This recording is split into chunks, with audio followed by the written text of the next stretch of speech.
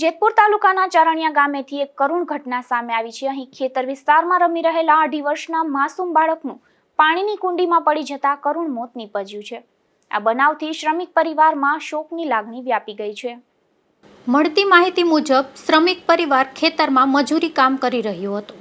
તે દરમિયાન પરિવારનો 2.5 વર્ષનો પુત્ર સંદીપ કેલુભાઈ સોલંકી રમતા રમતા નજીકમાં આવેલી પાણી ભરેલી કુંડી પાસે પહોંચી ગયો હતો અને અચાનક તે કુંડીમાં પડી ગયો હતો।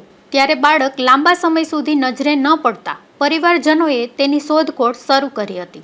શોધ દરમિયાન બાળક પાણીની કુંડીમાં મળી આવતા તેને તાત્કાલિક બહાર કાઢી સારવાર માટે હોસ્પિટલ ખસેડવામાં આવ્યો હતો। જોકે ફરજ પરના તબીબે તપાસ બાદ બાળકને મૃત જાહેર કર્યો હતો। આ માસૂમ બાળકના અકાળ અવસાનથી પરિવારજનો પર આભ તૂટી પડ્યું છે અને સમગ્ર વિસ્તારમાં શોકની લાગણી ફેલાઈ છે। Bureau report, Gujarat news, Jetpur.